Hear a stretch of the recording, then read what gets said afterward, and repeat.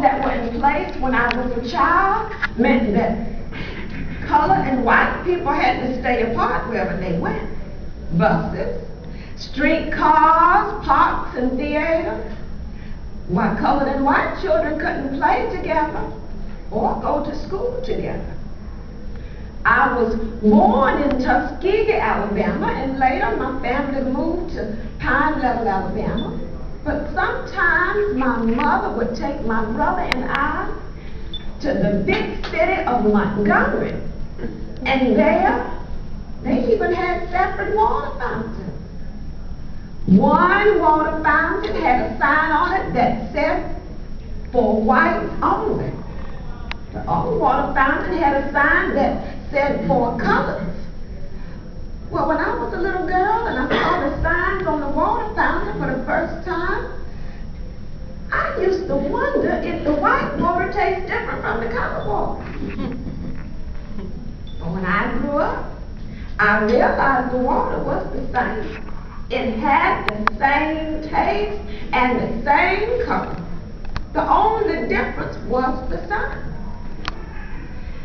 I did not grow up in slavery times, but when I was a little girl, I was a field hand. I had a flour sack slung over my shoulder, and we walked up and down the rows picking the cotton and putting it in the sack. All the colored children had to work out in the fields picking cotton. And it was hard work, but we tried to make a game out of it. We had a saying. We used to say that we worked from can to can. That meant you worked from the time you could see the sun in the sky until you couldn't. We worked from sun up to sundown. Hot sun beating down on you. At the end of the day, they would take your bag of cotton and weigh it, and you would make 1 penny for every pound of cotton you picked. And when I got older, I had to chop cotton, and you would make 50 cents for a whole day of chopping cotton. Do you know when we were out there working in the fields picking cotton, we didn't wear shoes? My brother and I didn't have it. Nobody wore shoes but the horse and the boss.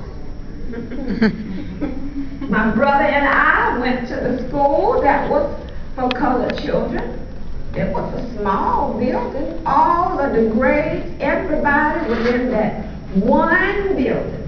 There were no windows. It was quite small. And the white children got to go to a much larger school, and they got to ride on a school bus. But there was no bus for Sylvester and I.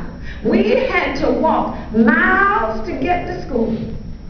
And sometimes when we were walking to school, the school bus with the white children on it would ride by us, and the children on the bus would laugh at us and throw trash out the window at us. But there was nothing we could do about it. But when we would hear that bus coming up the road behind us, my brother and I would leave the road and walk along the edge of the woods until the bus went by.